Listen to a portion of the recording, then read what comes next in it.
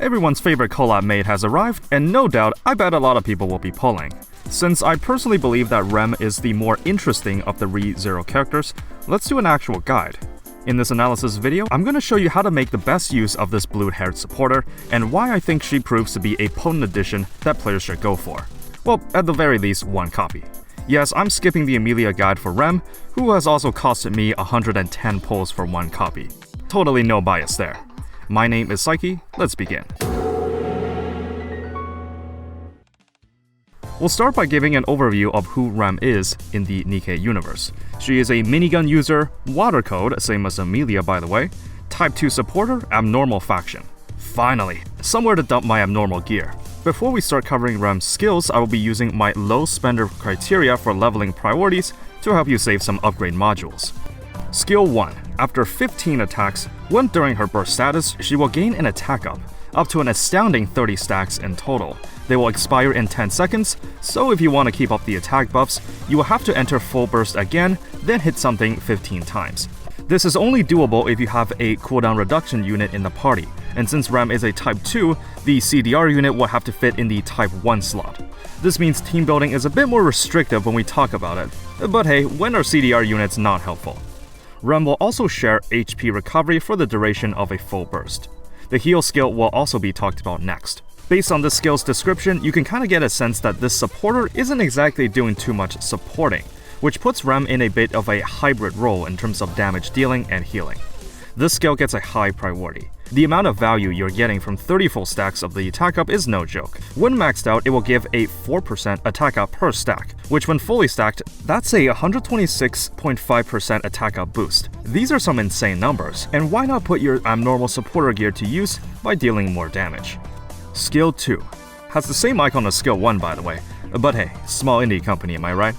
Rem gets a permanent healing ability to herself, recovering for a percentage of attack damage.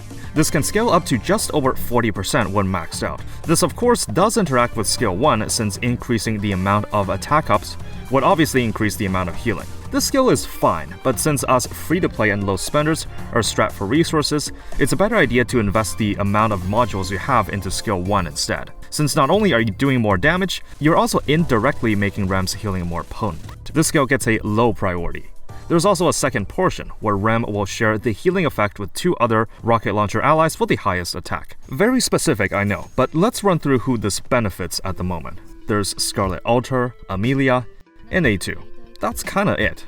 Doesn't exactly help that 2 of the 3 are collab units, and one of them is already gone and probably not coming back. If you do have any of these characters, this ability is quite good, especially with A2, who has a self-health drain effect. And this can counteract that. If more rocket launcher DPSs are introduced in the future, you can get more mileage out of upgrading this skill.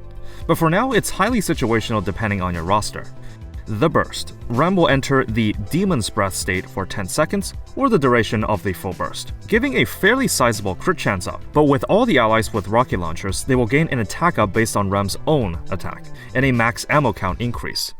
This skill gets a medium priority, assuming that you do have DPSs that are rocket launchers, as the max ammo increase goes to +5 at level 7 and onwards. I do need to restate that these buffs only work with rocket launcher users. If you don't have an established roster yet, it's better to hold off on this burst for now, considering Rem herself is not a rocket user. This entire kit is essentially a rocket launcher buffer on steroids. Not only does Rem have great personal damage, she also boosts the power of your explosive allies while healing them on top. That's an amazing set of tools to start off the video. We'll start to see the intricacies when talking about teams, but for now, let's move on to gearing. I'm sure you've had the misfortune to be cursed with abnormal supporter gear, but luckily we finally get to put them to use, because Rem is a damage dealer and the healing skill also scales with the amount of damage dealt. Normally supporters don't need overload lines, but since Rem fits as a hybrid role, this section will be expanded upon, just like how I would evaluate a DPS. If we pull up the overload lines tier list, my suggested stat in improvement will be max ammo capacity.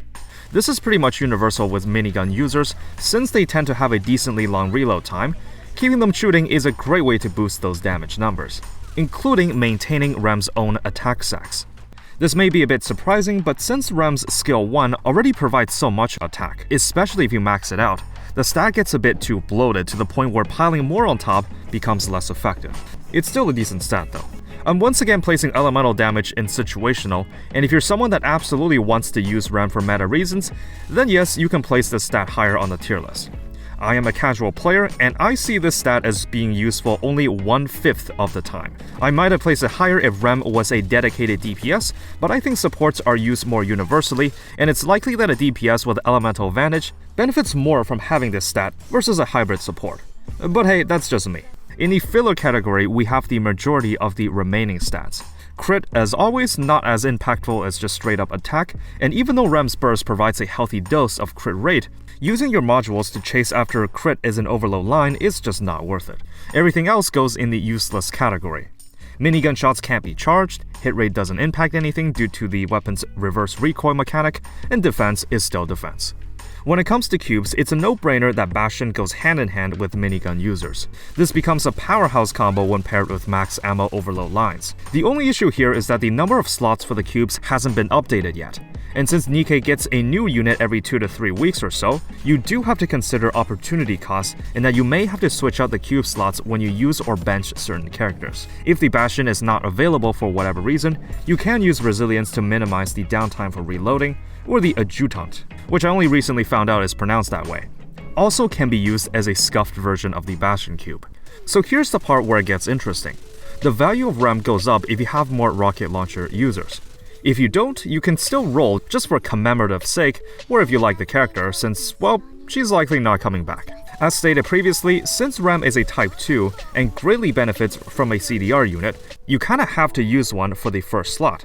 You have your usual suspects of Leader, Dorothy, Volume, and now Killer D, and since only rocket launchers get the attack up and max ammo, you can fill your DPS core with something like Amelia plus A2 or a more flexible Scarlet Ultra setup. You can kind of imagine that Rem replaces the bunnies but only for rockets. You technically don't have to use exactly these units, as there are other less meta options like Laplace and Vesti. But that's even more scuffed than Rem's detached arm. Since skill 1 works with 2 rocket launcher allies with the highest attack, the 5th slot is a bit more flexible, though since Rem already provides healing and attack boosts, added with a CDR support unit, you can get away with placing a 3rd standalone DPS in the 5th slot. Now that's a full-on offense setup. You can see in this training room instance that Rem's healing can outpace A2's self-drain effect. It's a very potent combo if you have the two. The only issue right now is that there's not too many rocket launcher DPSs that are top tier. If we consider elemental damage, then the only option left will be Amelia, who is also water code, same as Rem. It's one of those cases that the unit will become better as time goes on, except the only difference is that this guide will only be relevant for the next 10 days or so, since Rem is likely not coming back when the event ends. If we consider that Rem herself also deals some fairly decent damage, she is like an all-in-one package that can single-handedly replace some of the best support cores in the game, assuming the team lines up. So what do I think about Rem in terms of gameplay? What we see in this kit is one of the most cracked supporter kits in a while. Even as a part of the support class, she deals amazing personal damage, provides healing abilities, and some of the most powerful buffs to rocket launcher users.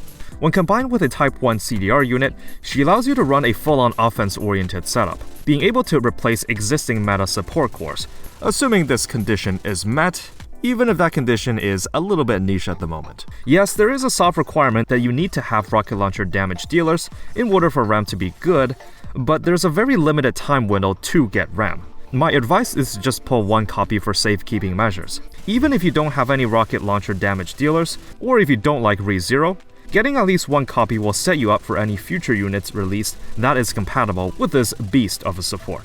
After some back and forth, Rem gets a 4 out of 5 rating from me. At first, I wanted to give a 5 out of 5, since she is truly a time-limited character that's not coming back, so I think there's a lot of value if you snag a copy here and now.